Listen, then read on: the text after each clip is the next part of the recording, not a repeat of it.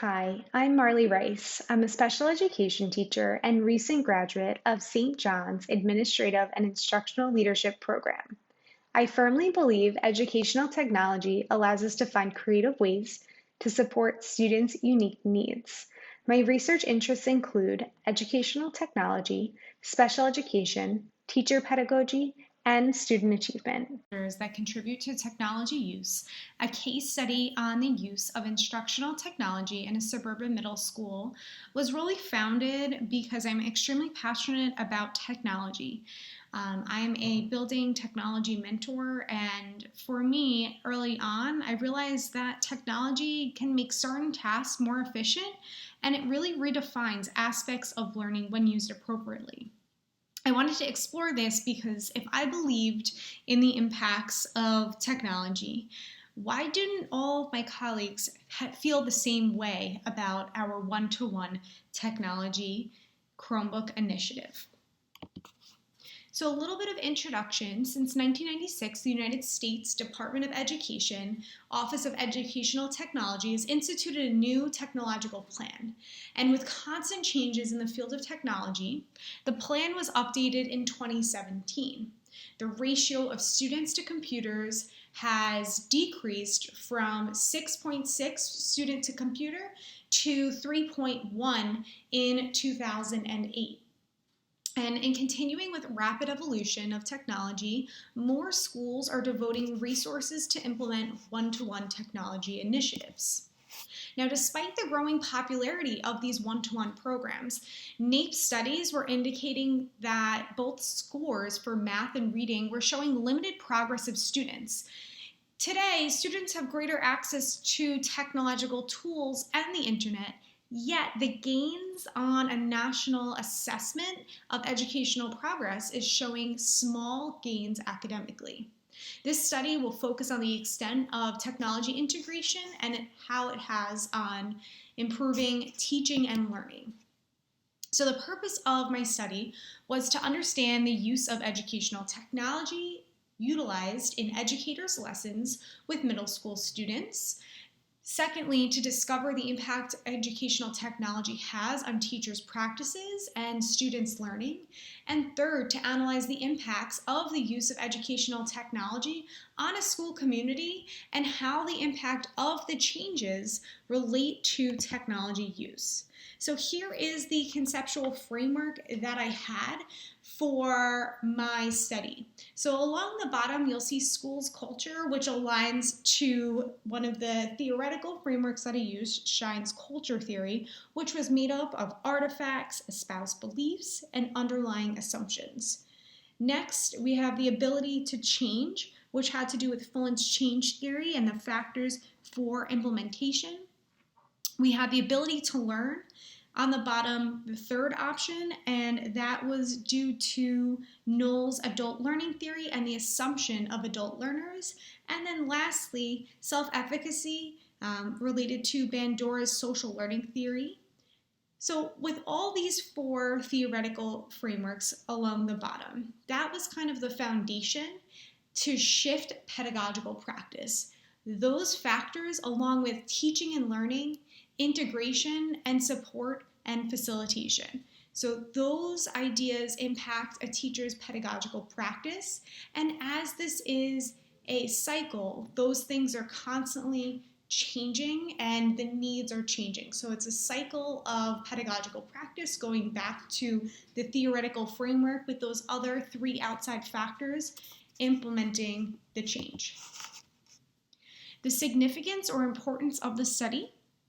So the ratio of students, as previously stated, students to technology tool has been dramatically decreasing over the past 10 years, and a lot of classrooms are shifting towards a one-to-one initiative. New York State passed a $2 billion referendum, and that was in 2014, and the goal of that was to improve educational technology in schools. Funds were dispersed to individual school districts to improve either internet connections or to purchase hardware. The school in focus, the district was allotted $2.9 million as a part of the bond referendum. And with that bond referendum, the district had purchased hardware in order to facilitate technological integration in the classrooms. The Focus School is in its 6th year of implementation in the 2020-2021 school year. And just to give a little context, the teachers have been offered professional development before the implementation as well as currently.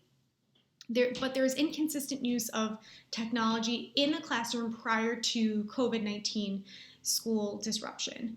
And teachers in this particular building have varying opinions about technology use and how it really relates to their pedagogical practice as well as the content in which they teach.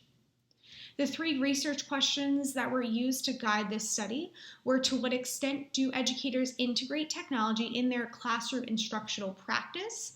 To what extent does technology improve teaching and learning? And what impact does technology have on teachers' instruction? The definition of terms. So these were the terms that were used, but just to make sure that the reader had the same context as I did, these were the terms that were selected to be defined. So educational technology, that definition was taken from Learning for 21st Century, and it refers to the tools that outfit student with technology knowledge in order to be successful in the 21st century. Instructional technology, that definition was taken from Januszewski et al. In 2008, and instructional technology is defined as using the appropriate technological tools to facilitate learning and increase performance of students. Chromebook, that definition was taken from Donovan in 2020, and the Chromebook is a technological internet-based tool. The Chromebook functions on the Chrome operating system, which has less features compared to a traditional laptop. Blended learning, that definition was from Lewis 2016. It's a type of program where online instruction is combined with digital resources and digital instruction with access to online materials that are related to the course. A one-to-one initiative, that was Downs and Bishop's 2015 definition. It refers to a program in schools where each student has access to his or her own internet-connected device. Digital native was Prensky's 2005 definition. Digital native is described as an individual who are natural users of technology, comfortable with the language of computers, connected games, and the internet. And then lastly, 21st century learning is defined as the skills, knowledge, and technology and connections to make learning engaging, and that was taken from the Framework for 21st Century Learning in 2019. So the literature that was selected to be reviewed for this research were 3 parts: culture, technology integration, and teacher technology perception. And within culture, school culture was defined. Teacher behavior linked to a strong culture was also researched. And then thirdly, strong culture impacting student achievement was also researched as well. For technology integration, there were 5 pieces. And evolution of technology in schools. So where did technology technically start, and what part are we up to currently? The standards for technology and integration, one-to-one technology integration, and other studies that have used and looked at different technology, the SAMR model, as well as the TPAC framework. Teacher technology perceptions really looked at teacher beliefs about technology. So the research design and data analysis section of my research, I used a mixed method study, and to answer the 3 research questions, I used a combination of a survey that went out to the entire building and interviews where there was 6 participants who were selected and invited to participate in a semi-structured interview. So the study researched a one-to-one Chromebook initiative in a suburban middle school in Long Island. The building had a population of about approximately 1,000 students, and there were 70 teachers that were asked to participate in taking the survey about their technology use and about technology use and perceptions. 6 educators were asked to take part in those semi-structured interviews, and it was selected through purposeful sampling. So the purposeful sampling had to do with specific criteria. The participants I was looking for are that they had 10 years of teaching in the focus school, so 5 years before the implementation, as well as at least 5 years of teaching during the one-to-one implementation, and a balance of male to female, so 50-50. And then lastly, I wanted to get the views of the teachers from different departments. So those core subject areas: English, math, science, social studies, and world language, as well as the views and perceptions of a school building leader. The instruments that were used, the survey was adapted from Christensen's 1997 work, which focused on the impact that technology integration had on education, on teacher and students' attitudes, and I sought permission to use and modify Christian's 1997 survey to really bring it up to current technological practices and tools, as well as measuring teacher attitude. The survey gathered demographic information, teacher's gender, the subject area taught, as well as years of teaching experience.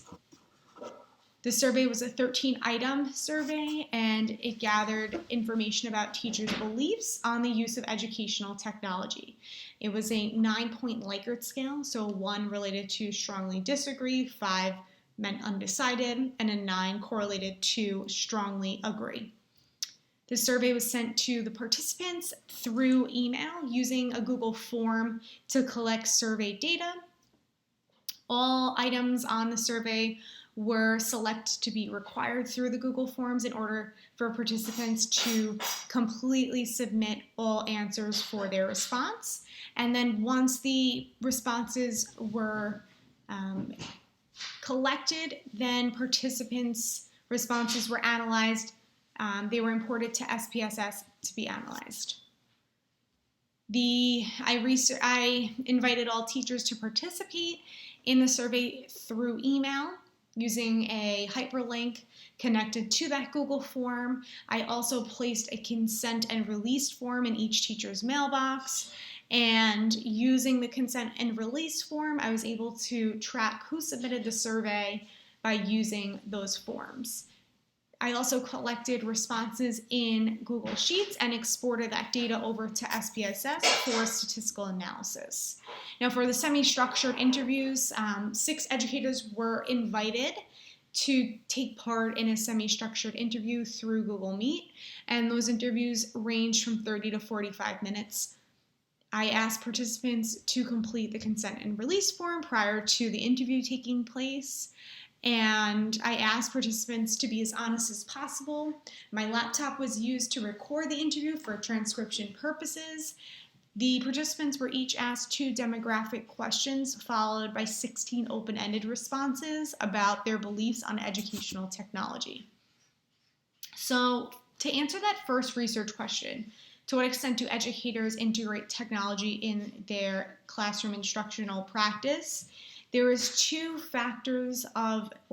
questions on the survey that really stood out, and that was item 5, computers help me individualize instruction to many of my students, and 7, I can get most materials that I need from using a computer.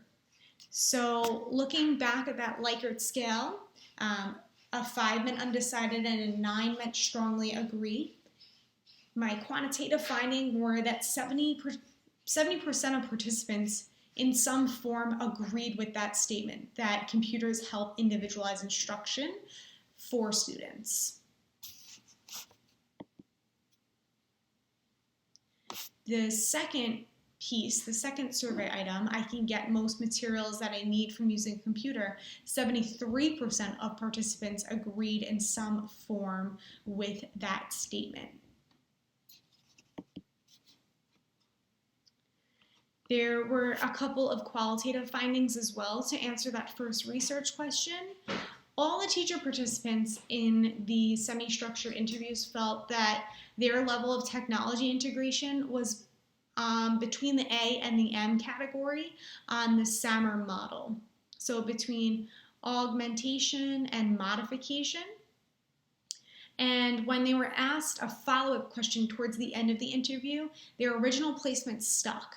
So if they said that they were between an A and an M, they agreed that after talking about all the technological tools that were used in their instructional practice, they still ranked themselves between augmentation, modification.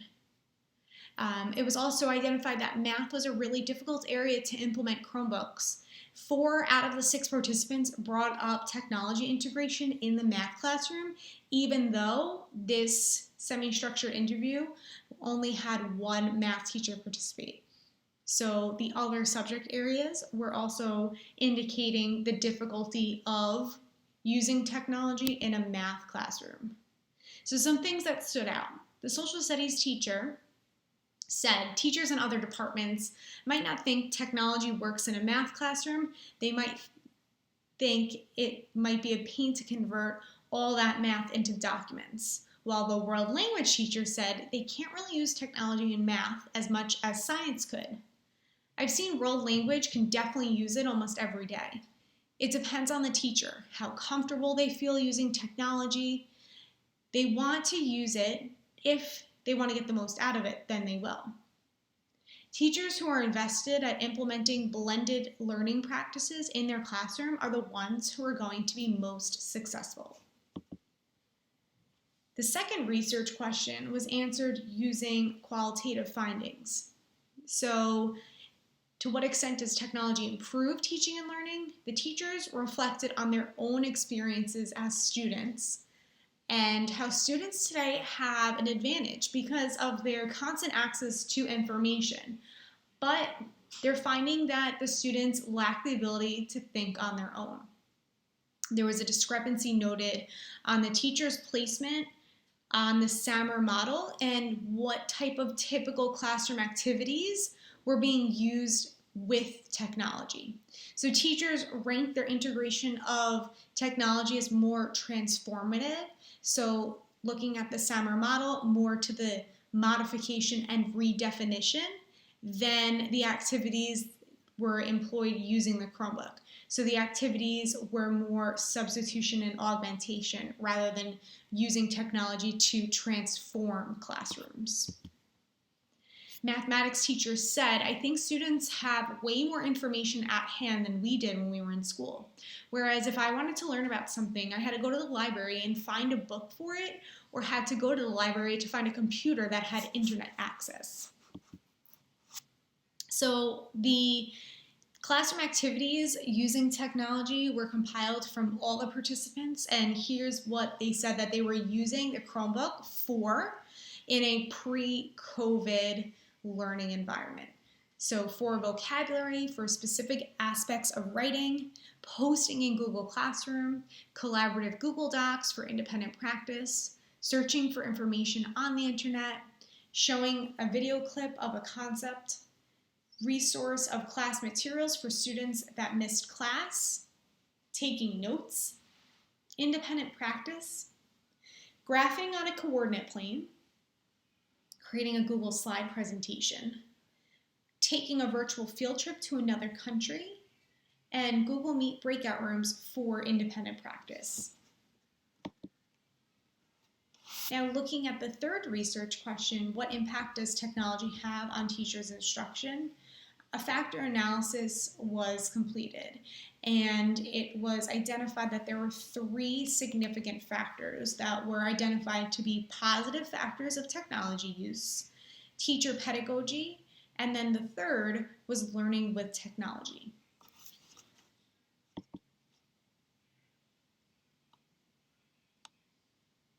So here is the factor analysis, and you can see that factor 1 was not significant, but factors 2 and 3 had shown significance.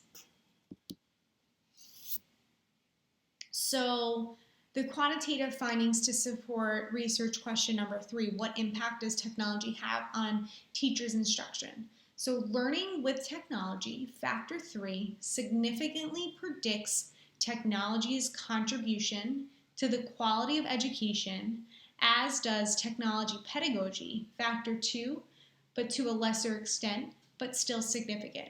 So what this is saying that teachers who are open to learning with technology have it that predicts a higher quality of education, as does technology pedagogy. So for teachers open to learning with technology, they're going to have a stronger technology pedagogy than those with a disinterest or a disagreement to ability to learn with technology. The qualitative findings for this research question: participants had a varied understanding of what the goal is for a one-to-one program. Teachers felt confident in their content knowledge and the knowledge of technological tools, but the integration of content and technological knowledge with pedagogical knowledge was an area of deficiency among all teachers. So what this is saying, that looking at the TPAC model, teachers had a high confident feeling in content knowledge, CK, and TK, technology knowledge, but the intersection of all three was an area of deficiency. So how to bring technology, content, and pedagogy all together. Mathematics teachers said, I don't have a clear-cut answer from the district of what they want us doing with them related to the Chromebooks. What was the purpose of this initiative? What's the goal of using these devices in a pre-COVID classroom? The building leader stated that you can never replace that. I do think we are light years ahead of other districts, but again, I don't want to compare ourselves to others. I think internally we do a nice job using technology in a very effective way and with our classrooms. And the English teacher said some things are very different and some things are not different at all. The material that we present hasn't changed. It really comes down to simply just the manner in which we present it. Now they have this Chromebook, this device where everyone has the materials right in front of them, and students can kind of augment into that document. So the implications of findings related to the four theorists in my theoretical framework. So Fullin's characteristics of change related to change theory and looking at that Chromebook one-to-one program. So 6 years ago, Chromebooks were not being utilized in the classrooms of this focus school, but now things have quickly shifted and changed, and the expectations and what teachers are doing is different from what it was 6 years ago. Knowles, assumptions of adult learners. Educators don't share a common understanding of why the learning must take place. So based on the responses to the survey, as well as the semi-structured interviews, there wasn't a common idea or a common understanding of what the goal is of this one-to-one program. And if there was a common understanding, then the learner would have a need to know and a need to learn more about integrating technology with content and pedagogy. Shine's change theory, artifacts, espoused beliefs, espoused values, and basic underlying assumptions are not congruent, leading to various uses of the device. So some teachers are using it quite often in their classes in a pre-COVID classroom, while some teachers don't have students use it at all. Lastly, Bandura's social learning theory may account for why some departments have varying uses. So some departments are using the technology in a pre-COVID classroom more often than other departments. So the relationship to prior research for research question number 1, what extent do educators integrate technology in their classroom's instructional practice? Downs and Bishop in 2015 studied a one-to-one laptop program, and educators felt that they lacked common planning time. Sowers and McLeod in 2018 found that one-to-one programs impact teacher behaviors and beliefs, while Lucas in 2018 found a barrier to technology integration was time. For research question number 2, to what extent does technology improve teaching and learning? Russell et al. In 2004 studied a one-to-one device program, and students could learn more independently, cooperatively, and collaboratively than through traditional instruction. And Kordoff et al. In 2016 found that if teachers see the Chromebook as a reference and not a resource to improve instruction, there will be a lack of integration. And I think that that's really what's happening in this focus school in a pre-COVID classroom. Teachers are seeing it more as a reference than as a resource, and there is a lack of integration within certain departments. Also, research question number 2, Mishra and Kohler in 2006 created a framework which is known as the TPAC for successful technology integration. And for teachers to be successful, they must bring all areas together. So technology, pedagogy, and content knowledge, bringing all of those ideas together are going to create a successful integration. Ju et al. In 2018 identified that teachers with high TPAC, so looking back at Mishra and Kohler's framework, high TPAC at the pre-service level found integration of technology easier and more helpful in their classrooms. And then lastly, research question number 3, what impact does technology have on teachers' instruction? Ju et al. In 2018 again found that teachers with high levels of TPAC identified increased efficacy, while Shine in 2008 found that there's still work to be done to align all 3 aspects of culture.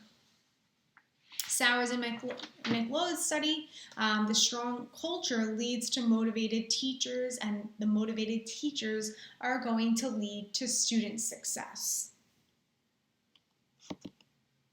Recommendations for future research and practice.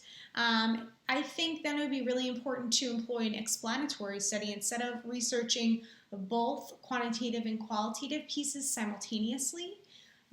And a longitudinal study can also be conducted to analyze the factors of technology use that contribute to student learning in a one-to-one environment.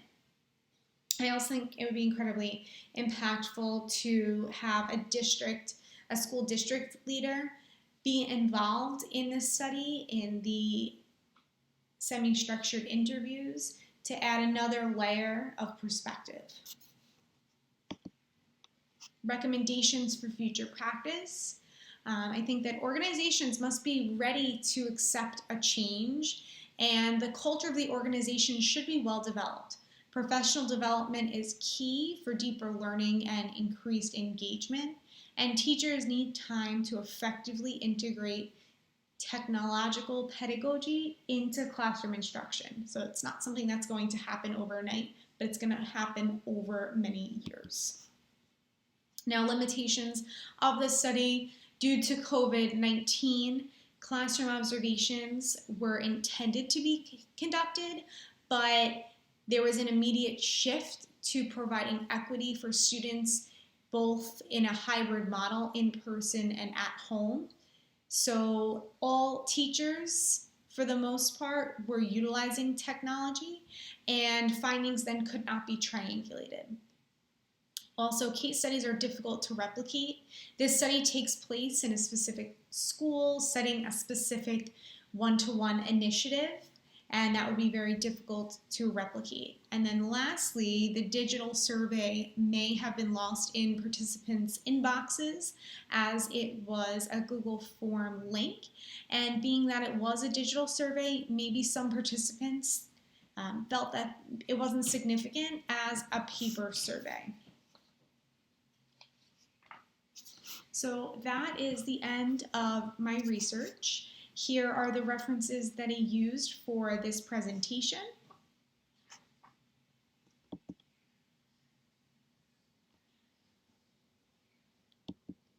And if you have any questions or follow-up discussion, please feel free to reach out to me. Thank you for listening.